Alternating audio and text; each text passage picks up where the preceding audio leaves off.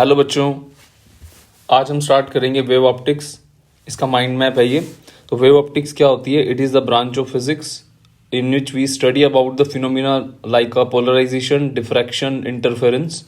तो ये wave optics वो ब्रांच होती है फिजिक्स की जिसके अंदर हम लोग फिनोमिना डिस्कस करेंगे like a polarisation, diffraction and interference. Right. अब इसमें जो पहली टर्म आती है वो आती है वेव फ्रंट। वेव फ्रंट क्या होता है? वेव फ्रंट वो होता है जिसमें कि जो पार्टिकल्स होते हैं किसी भी मीडियम के अंदर, वो सारे के सारे पार्टिकल एक ही फेस के अंदर वाइब्रेट करते हैं। जैसे हम लोग किसी भी पॉन्ड में या किसी भी पानी वाली जगह पे हम पत्थर फेंकेंगे तो वहां पे क्या होगा? रिपल्स प्रोड्यूस होंगे। तो वो रिपल्स जो होते हैं उसमें जैसे ये उसमें पानी क्या दिखता है आपको? अप एंड डाउन दिखता है। जो अप होता है या जो डाउन होता है, जो अप वाला फेज होता है उसके अंदर सारे के सारे पार्टिकल्स अप ही होते हैं। तो उस केस को हम वेव फ्रंट बोलते हैं। ठीक है। अब वेव फ्रंट की अलग अलग शेप्स होती हैं। जैसे कि अब पूछा जाता है समटाइम्स, कोई भी पॉइंट सोर्स है। पॉइंट सोर्स मतलब जैसे बल्ब होता है, एक बल्ब है, जैसे मान लो इस बल्ब में से जो वेव फ्रंट निकलेंगी वो कैसी निकलेंगी? तो जो पॉइंट सोर्स होता है वो स्फेरिकल होगा, उसकी शेप जो स्फेरिकल होती है ना, शेप इन द सेंस वैसे पॉइंट है डायमेंशनलेस होता है, बट उसमें से जो रेडिएशंस निकलेंगी उसके ऊपर अगर हम कॉमन टेंजेंट ड्रॉ करते हैं वो कैसा होता है? स्फेरिकल होता है। और सिलेंड्रिकल वेव फ्रंट जो होता है वो किस में होगा? लाइन सोर्स के अंदर। लाइन सोर्स का मतलब क्या होता है? जैसे ट्यूबलाइट होती है, कोई भी ट्यूबलाइट ले लो, जैसे लंबे जो डंडे होते हैं ट्यूबलाइट वाले, इसके अंदर इसकी शक्ल कैसी है? स्फेरिकल है। तो इसमें से इसके चारों तरफ से जो लाइट निकलेगी वो वेव फ्रंट कैसा बनेगा? सारे पार्टिकल्स का फेस कैसा होगा? सिलेंड्रिकल होगा। प्लेन वेव फ्रंट कौन सा होता है? जैसे कोई भी सोर्स हमारा इन्फिनिटी पे होता है, जैसे बहुत दूर है, जैसे सन है। सन हमारी अर्थ से काफी दूर है, तो हमारी अर्थ के रिस्पेक्ट में ये देखो, ये रेडिएशन सन की ऐसे आ रही है। अब ऐसे तो सन एक पॉइंट सोर्स हो गया क्योंकि बहुत दूर हो गया, बट हमारी अर्थ उसके लिए सामने क्या है? बहुत छोटी है, क्योंकि डिस्टेंस भी बहुत ज़्यादा और साइज भी बहुत कम है। तो अर्थ के सामने जैसे ये रेडिएशन इसको क्रॉस करके जा रही हैं, तो ये छोटा सा पोर्शन, इसके स्फीयर का छोटा सा पोर्शन, वो हमारी अर्थ को कैसा लगेगा? प्लेन जैसा लगेगा। ये तो वैसे है जैसे हम लोग किसी वाटरमेलन को चेक करते हैं कि वो लाल है या नहीं है, तो उसको जो जो रेडी वाला होता है वैसे काट के दिखाता है ना, इस तरह से। तो आपके सामने जो छोटा सा चंक निकलता है वो कैसा होता है? प्लेन होता है सामने से, जैसे एरिया वेक्टर होता है हमारा गॉस थ्योरम के अंदर। ठीक है। अब नेक्स्ट इसके अंदर आता है, इस वेव फ्रंट को एक्सप्लेन किसने किया? जो वेव ऑप्टिक्स है इसको बेसिकली एक्सप्लेन किसने करा? सबसे पहले देखो इसके अंदर जो इलेक्ट्रोमैग्नेटिक वेव्स था हमारा चैप्टर, जो हमारा ईएम वेव्स है, वहां से ये चीज तो कंफर्म हो गई थी कि वेव्स नाम की कोई चीज होती है। तो उसको एक्सप्लेन किया आगे जाकर के हाइजन वेव थ्योरी ने। एक्चुअली हाइजन को जो मैक्सवेल साइंटिस्ट थे उनके एक्सपेरिमेंट ने सपोर्ट कर दिया कि वेव थ्योरी एग्जिस्ट करती है, तो इन्होंने अपनी थ्योरी दी। इन्होंने क्या कहा? हाइजन ने बेसिकली क्या बताया कि हर एक जो पॉइंट होता है वेव फ्रंट का वो कैसा बिहेव करता है? लाइट सोर्स की तरह बिहेव करता है। कहने का मतलब क्या है? जैसे मान लो हम एक रूम में बैठे हैं, साथ में एक और रूम है, साथ में मान लो किचन है। तो रात को जैसे अंधेरा हुआ तो आपने क्या करा? एक रूम की लाइट ऑन करी।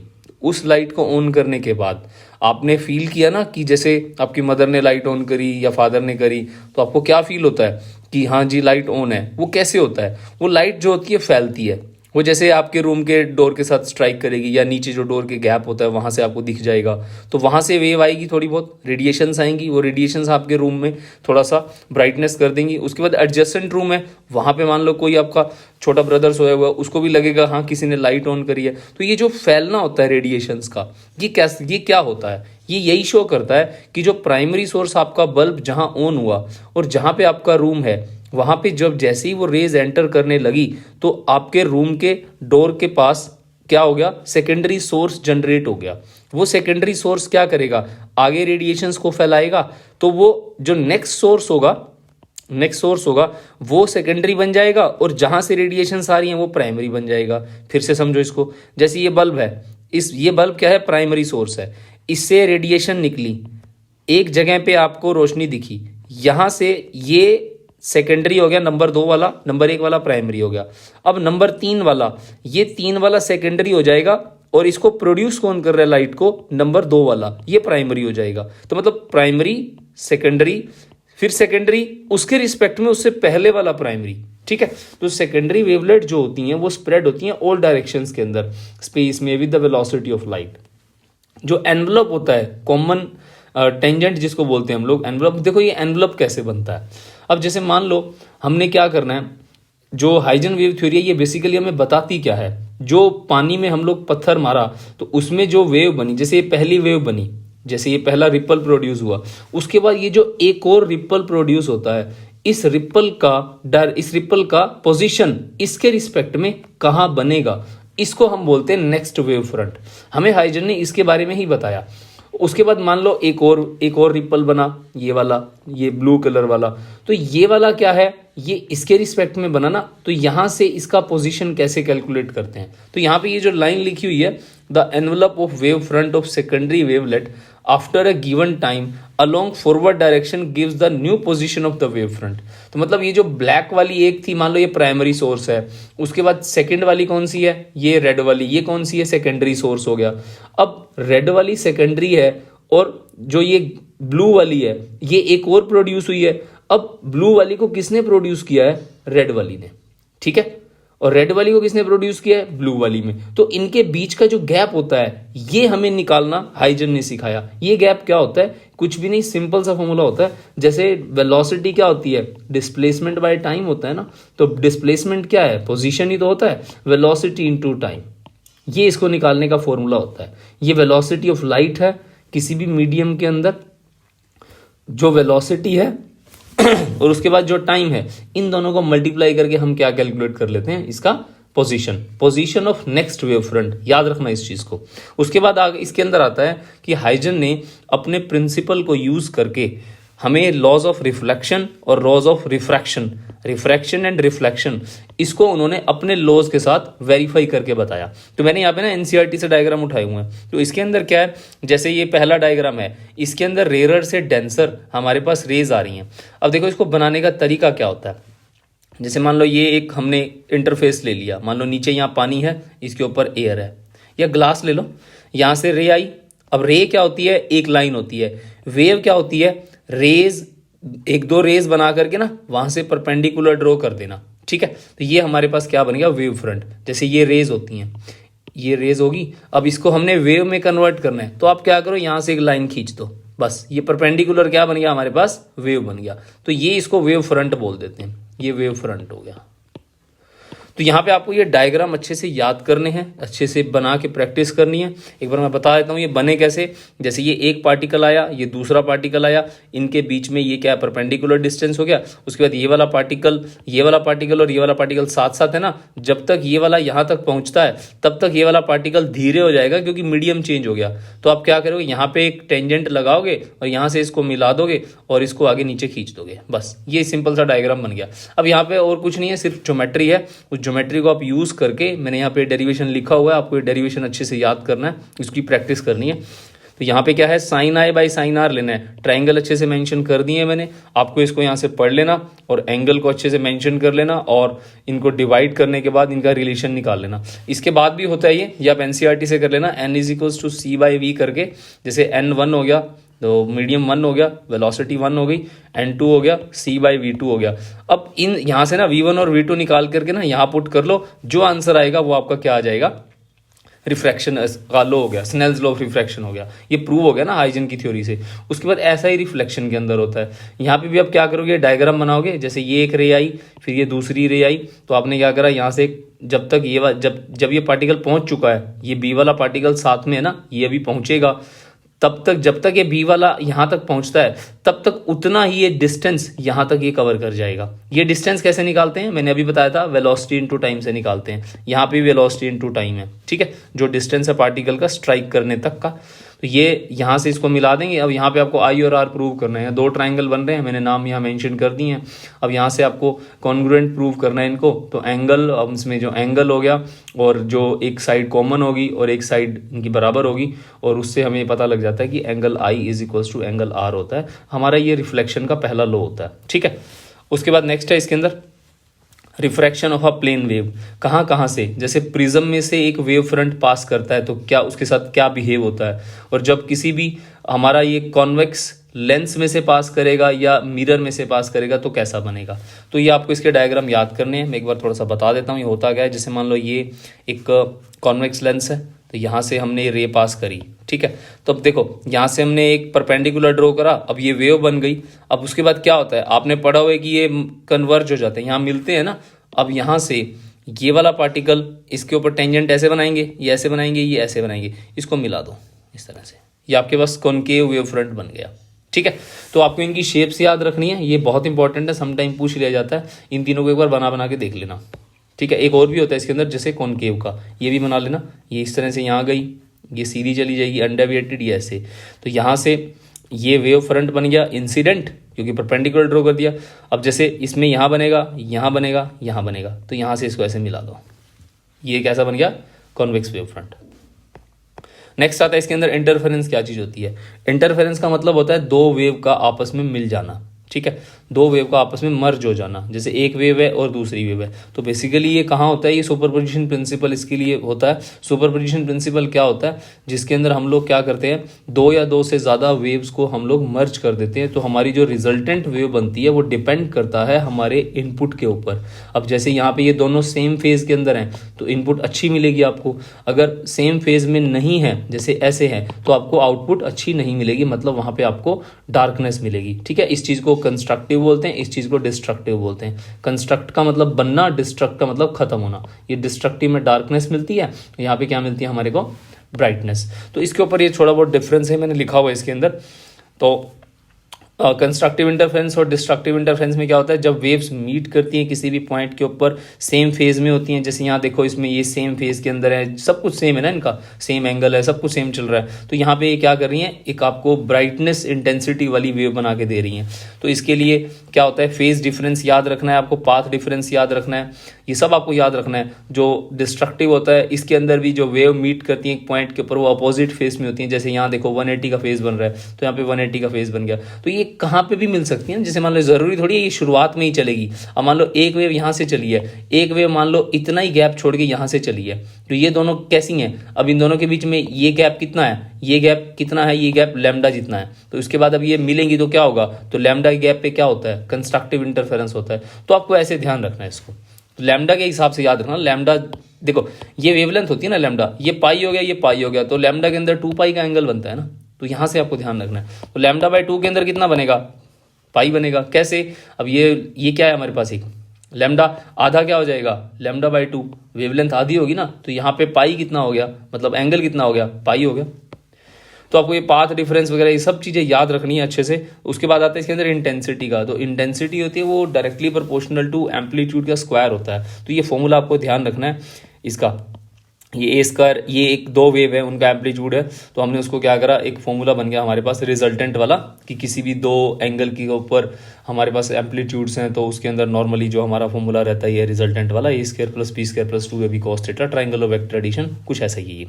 तो ए स्क्वायर a1 का स्क्वायर, ये रिजल्टेंट है, ये एक एम्पलीट्यूड है एक वेव का, ये दूसरी वेव का, इनके साथ हमारे को ये फॉर्मूला बन गया। अब फाई के ऊपर डिपेंड करता है ना सब कुछ। अगर मान लो फाई की वैल्यू 0 डिग्री है, ठीक है, ये 0 डिग्री है, तो आपको क्या मिल गया इसके अंदर, आपको ये मिल गया। अब ये जो आई जो होता है वो directly proportional to a square होता है ना, तो जहाँ पे ए स्क्वायर है वहाँ मैं आई लिख सकता हूँ, जहाँ पे ए है वहाँ पे मैं आई का रूट लिख सकता हूँ। तो मैंने ऐसा ही कर दिया यहाँ पे, ठीक है, ओके। तो यहाँ से इन फॉर्मूलाज को याद कर लेना अच्छे से, काफ़ी इंपॉर्टेंट है ये। और दूसरा, जब रिजल्टेंट इंटेंसिटी मिनिमम होती है तो एंगल क्या होता है, 180 डिग्री का होता है, ये आपको याद रखना है, ठीक है। तो I1 I2 2I1 I2 root और cos फाई, तो ये रूट I1 माइनस रूट I2, आई मिनिमम हो गया। तो ये अच्छे से एक बार रिवाइज कर लेना, ठीक है। उसके बाद जब दोनों, अब इस फॉर्मूले का एक केस बन गया, जब दोनों बराबर हो तो क्या होगा, यहाँ पे आई नोट पुट कर दो, यहाँ मान लो ये 2 है, 2 2 प्लस 2 2 2 कोस की वैल्यू डाल दो, तो आपके पास क्या बन जाएगा, ये लो बन जाता है। इसको मालूज लो बोलते हैं, ठीक है, मालूज लो कब होता है, जब दोनों इंटेंसिटीज बराबर हो। तो आपको क्या करना चाहिए, ट्रिग्नोमेट्री से सॉल्व होता है, 1 प्लस cos फाई वाला, तो 4I0 cos स्क्वायर है, ये फॉर्मूला होता है ना एक हमारे पास, जैसे cos स्क्वायर थीटा का फॉर्मूला होता है 1 प्लस cos 2 थीटा बाई 2, ठीक है। तो ये फॉर्मूला आपको ध्यान रखना है, ठीक है। तो यहाँ से ये चीज़ निकल जाती है मैथमेटिक्स का, ये ट्रिग्नोमेट्री। और ratio of maximum and minimum intensities, ये पूछा जाता है समटाइम्स, इसके ऊपर क्वेश्चन आ जाता है। आई मैक्स क्या होता है, आई मीन क्या होता है, आई मैक्स कब होगा बच्चों, आई मैक्स देखो ना, अब यहाँ पे आई मैक्स क्या है, ये आई मैक्स ही तो है, ये आई मैक्स है। अब इसकी जगह आप ए लिख सकते हो ना, क्योंकि ये स्क्वायर हो गया, रूट में जाएगा तो ये ए बचेगा, तो ए प्लस ए का स्क्वायर हो गया, ए प्लस ए का स्क्वायर, नीचे ए माइनस ए हो गया। तो इसको हमने क्या मान लिया, r plus one r minus one. तो आर को क्यों लिखा यहाँ पे, आर को मैंने यहाँ क्या मान लिया, A one by A two root I one by I two. ठीक है, तो इसको हमने कॉमन लेके निकालने ना, यहाँ से ए वन कॉमन ले लो तो, या ए टू कॉमन ले लो। अब जैसे मान लो यहाँ ए वन प्लस ए टू है, यहाँ से ए टू कॉमन लूंगा तो क्या बचेगा, A one by A two plus one बचेगा ना, इसको आर मान लिया। सिंपल मैथमेटिक्स है इसके अंदर। उसके बाद क्या होता है, कोहेरेंट सोर्स क्या होते हैं। तो कोहेरेंट सोर्स होता क्या है, समटाइम्स लिखा होता है कि इंटरफेरेंस का पैटर्न जो होता है वो कोहेरेंट सोर्स से होता है। ये यंग डबल स्लिट एक्सपेरिमेंट जो होता है ये आपका ये इंटरफेरेंस को ही शो करता है। तो कोहेरेंट सोर्स वो होते हैं जो लाइट एमिट करते हैं, सेम फ्रीक्वेंसी की हो, सेम वेवलेंथ की हो, और जिसका इनिशियल फेस डिफरेंस क्या हो, सेम हो। अब कभी भी ना कोई भी दो बल्ब एक जैसी लाइट एमिट नहीं कर सकते, इस बात को हमेशा ध्यान रखना। मान लो आप बाहर मार्केट से कोई सूर्या का बल्ब ले आए, ठीक है, 100 वोल्ट का, एक और 100 वोल्ट का, दोनों सेम लाइट के हैं, बट फिर भी वो आपको सेम लाइट नहीं दे सकते, क्योंकि लाइट आने का तरीका क्या होता है, इलेक्ट्रॉन का ट्रांजिशन होता है ना। अब मान लो इलेक्ट्रॉन एक बल्ब में से, मान लो एक इलेक्ट्रॉन का फेस भी चेंज हो गया, क्योंकि करोड़ों इलेक्ट्रॉन्स होते हैं। इलेक्ट्रॉन का एक्साइटेड स्टेट से इनर स्टेट में आना लाइट एमिट का रीजन बनता है। अब ये जरूरी थोड़ी है कि सारे इलेक्ट्रॉन सेम टाइम के ऊपर अपने ट्रांजिशन दे रहे होंगे, सिंक्रोनाइजेशन तो नहीं हो सकता ना हर एक इलेक्ट्रॉन का एक जैसा। तो इसलिए हम एक ही बल्ब को यूज करते हैं, उसको डबल डबल बना करके। तो एक बल्ब को डबल कैसे बनाते हैं, रिफ्लेक्शन मेथड होता है, शीशे लगा करके। जैसे एक बल्ब है, इसके सामने शीशे लगा दिए यहाँ पे ऐसे, तो यहाँ से लाइट गिरी ऐसे चली गई, लाइट ऐसे चली गई, तो इसको हमने यूज कर लिया। मतलब एक ही बल्ब का दो मिरर लगा करके हमने यूज कर लिया उस, क्योंकि सेम कोहेरेंट सोर्सेज दो एक जैसे नहीं हो सकते, एक ही बल्ब को हमें यूज करना पड़ेगा। ठीक है, ओके। उसके बाद क्या होता है, यंग डबल स्लिट एक्सपेरिमेंट। तो young double slit experiment interference के पैटर्न को एक्सप्लेन करता है। ये हाइजन के स्टूडेंट थे, इन्होंने ये वर्ल्ड के टॉप 10 एक्सपेरिमेंट्स के अंदर आता है हाइजन प्रिंसिपल एक्सपेरिमेंट। तो पाथ डिफरेंस निकाला इसके अंदर हमने। जैसे इसमें ये डायग्राम है इसके अंदर, देखो ये वाला, तो यहाँ पे ये बनता कैसे है डायग्राम, जैसे हमने ये स्लिट बना दी एक इस तरह से, यहाँ स्क्रीन लगा दी, यहाँ सोर्स है S1, यहाँ सोर्स है S2। तो यहाँ से एक लाइन ये वेव जा रही है, वेव, और यहाँ से भी वेव जा रही है। तो ये वाली वेव और ये वाली वेव में कोई गैप है ना, ये P पॉइंट है, ये यहाँ से यहाँ तक S1P हो गया, यहाँ से यहाँ तक S2P हो गया। इन दोनों में गैप कितना है, S2P माइनस S1P। तो ये कैसे निकालते हैं, इसके लिए इसके अंदर ये यहाँ से एक लाइन लगा दोगे, ये स्लिट गैप है, इन दोनों के बीच में गैप D है। तो यहाँ से आधा कितना हो जाएगा, ये वाला डिस्टेंस और ये वाला डिस्टेंस, ये D/2 हो जाएगा, ये D/2 हो जाएगा। यहाँ से लेके यहाँ तक का डिस्टेंस मान लो x ले लेते हैं, जो यहाँ मेंशन्ड है। यहाँ पाइथागोरस लगा लेना, जैसे एक ट्राइंगल ये वाला है, ठीक है, और एक ट्राइंगल ये वाला है, यहाँ पे ये जो गैप होता है ये कैपिटल D होता है, स्क्रीन डिस्टेंस। पाइथागोरस लगा के इसको सॉल्व कर लेना, तो आपके पास जो आंसर आएगा वो आएगा XD/D। ठीक है, अब ये आपके पास पाथ डिफरेंस आ गया। अब इस पाथ डिफरेंस से अब हमें ये थोड़ी पता है कि यहाँ पे दोनों सोर्स के मिलने से लाइट बढ़ रही है या लाइट खत्म हो रही है, मतलब ब्राइटनेस हो रही है या डार्कनेस हो रही है, हमें नहीं पता इस चीज का। हम लोग क्या करते हैं, हम मान लेते हैं कि अगर मान लो यहाँ डार्कनेस हो रही है, तो क्या करते हैं, तो हम इसको डिस्ट्रक्टिव इंटरफेरेंस वाली इक्वेशन से कंपेयर कर लेते हैं, जो ऊपर हमने किया। तो डिस्ट्रक्टिव इंटरफेरेंस की इक्वेशन क्या होती है, वो ये वाली होती है ना। और अगर ब्राइटनेस हो रही है तो क्या होती है, n लैम्डा होती है। तो आप क्या करोगे, यंग डबल स्लिट वाले पाथ डिफरेंस को आप एक बार S2P को और माइनस S1P को एक बार तो आप क्या करोगे, कंस्ट्रक्टिव इंटरफेरेंस से कंपेयर कर लोगे, और एक बार क्या करोगे आप डिस्ट्रक्टिव इंटरफेरेंस की इक्वेशन से कवर कर लोगे। और वो इक्वेशंस कहाँ हैं, वो इक्वेशंस यहाँ है, ये पाथ डिफरेंस कंस्ट्रक्टिव का और ये पाथ डिफरेंस डिस्ट्रक्टिव का। सिर्फ इक्वेशंस को बराबर रख देना, और आपको क्या निकालना होगा, x निकालना होगा। x यहाँ पे आपको क्या बताएगा, पोजीशन ऑफ फ्रिंज,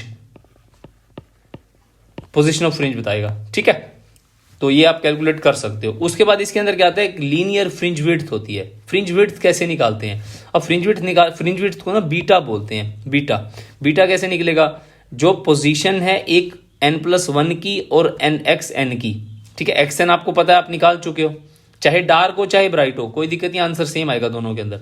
तो xn+1 ले लो या xn ले लो, इसको माइनस करोगे सॉल्व करने के बाद, xn आप निकाल चुके हो ना ये वाला, इसमें n+1 भरोगे तो यहाँ n+1 आ जाएगा, n में n आ जाएगा, दोनों को माइनस कर दो, आपको क्या मिल जाएगा, फ्रिंज विड्थ मिल जाएगी। इंपॉर्टेंट है ये फॉर्मूला, याद रखना इसका, ठीक है।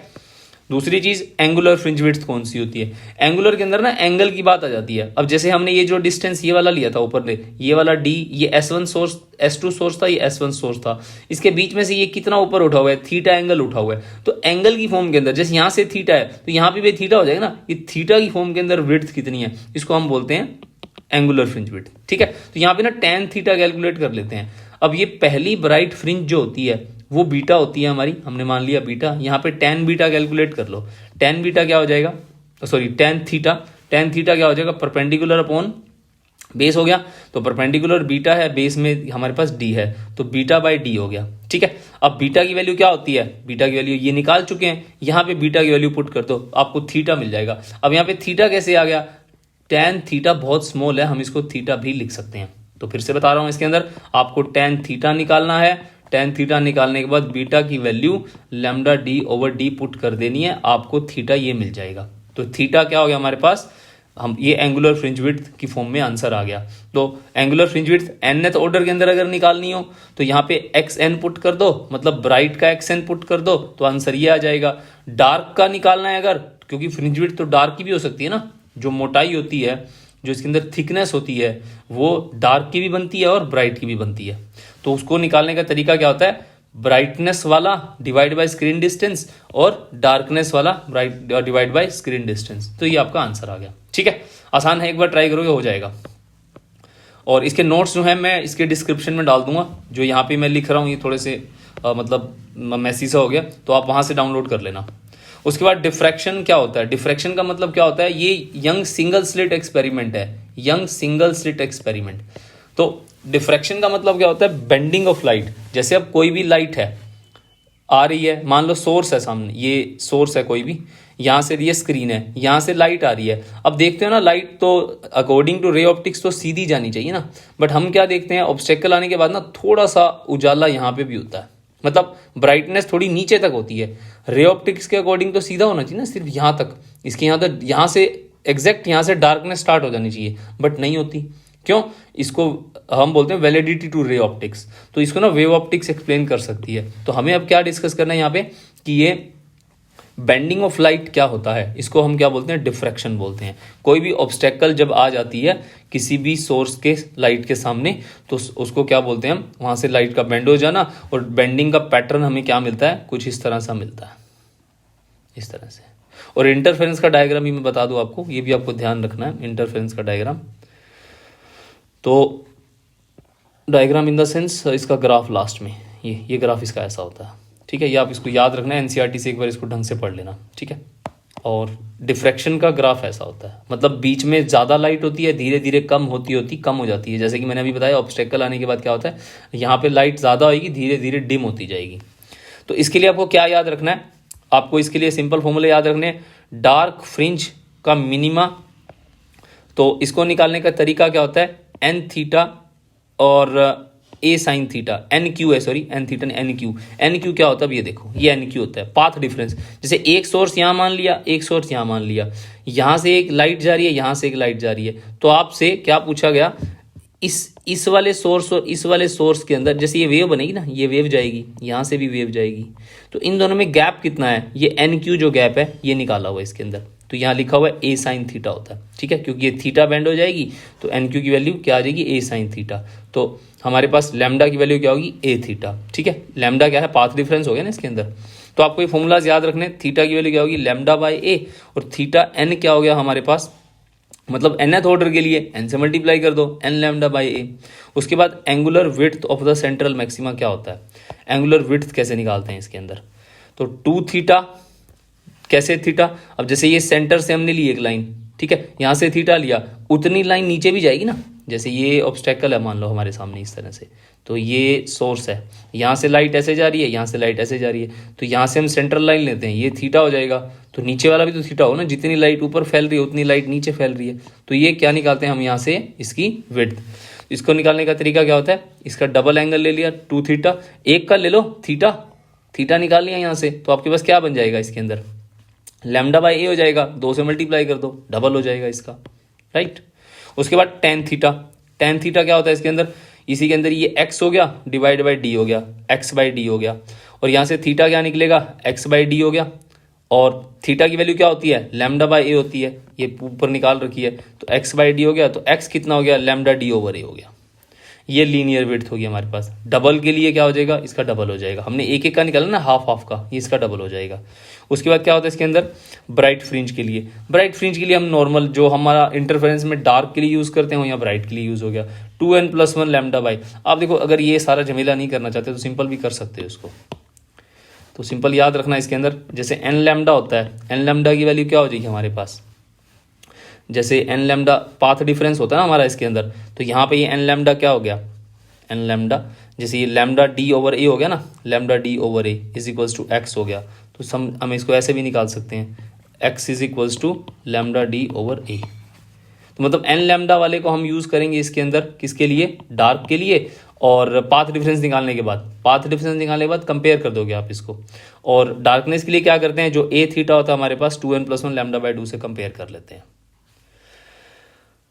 ठीक है। जैसे लैम्डा की वैल्यू यहाँ पे क्या आई है, थीटा इंटू ए है ना, थीटा इंटू ए आई है, तो यहाँ पे भी ये कर सकते हैं ना, एन लैम्डा से कंपेयर कर लो इसको, ये हमारा क्या हो जाएगा, डार्क का हो जाएगा, और यहाँ पे इसका क्या हो जाएगा, ब्राइट का हो गया। मतलब दोनों का अपोजिट कर देना। पाथ डिफरेंस निकालने के बाद क्या करोगे, आप ब्राइटनेस वाले को डार्क से कंपेयर कर दोगे, और डार्क वाले को ब्राइटनेस से कंपेयर कर दोगे, मतलब इंटरफेरेंस के जो रिजल्ट थे हमारे, ठीक है। So this is all about diffraction, interference and Huygens principle. Thank you.